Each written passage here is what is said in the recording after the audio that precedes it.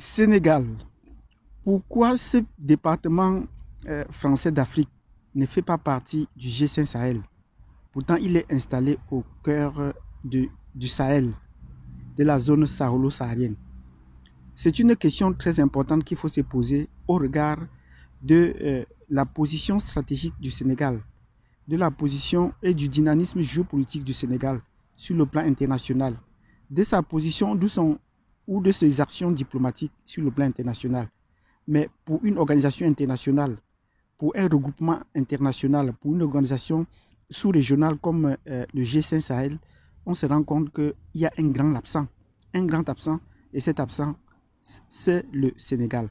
Pourquoi le Sénégal, un territoire ou un département français en Afrique, ne fait pas partie du G5 Sahel?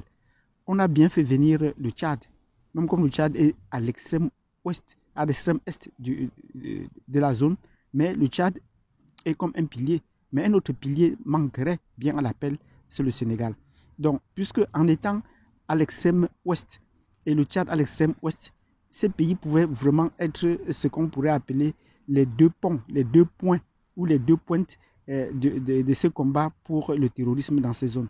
Donc, géographiquement, le Sénégal est un pays stratégique qui manque à l'appel.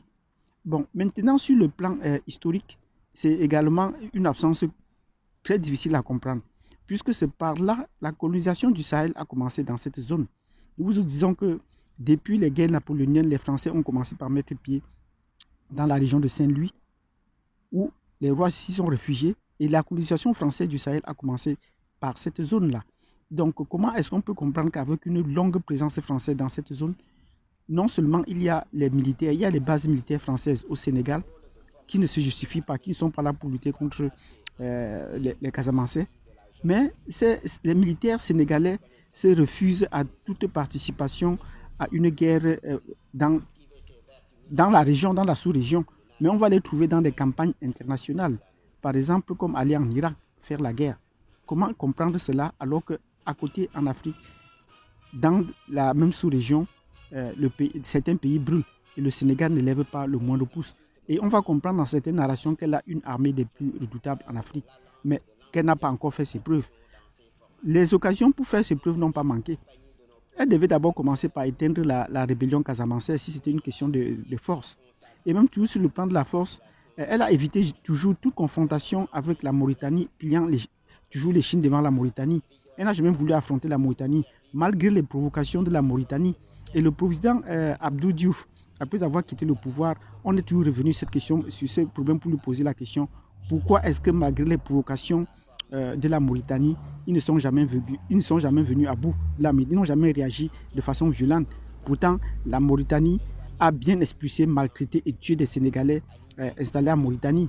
Le fleuve étant comme une limite raciale, puisque au nord du fleuve, sur la rive droite du fleuve, ce sont des gens de couleur claire et tous ceux qui sont plus foncés sont sur la rive sud.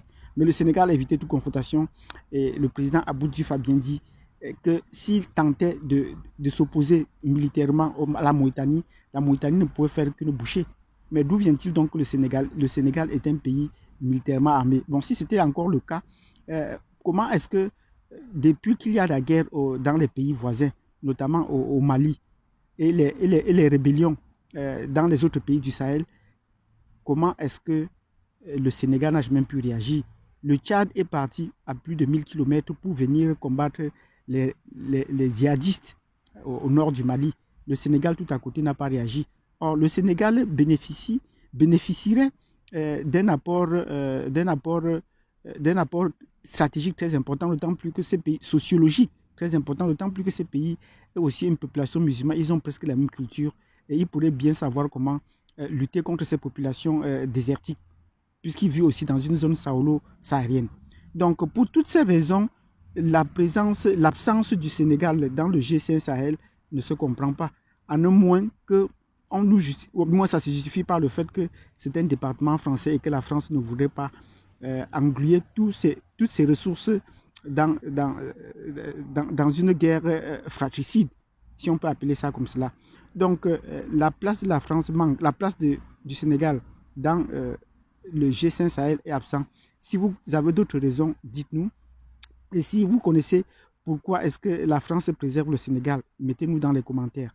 Si vous avez aimé cette vidéo dans laquelle nous nous sommes interrogés sur l'absence du Sénégal dans le G5 Sahel, alors que c'est un pays sahélien, mettez-nous des pouces, abonnez-vous et cliquez sur la cloche de notification et ne manquez pas de nous laisser un commentaire. Je vous donne rendez-vous à la prochaine vidéo. Merci.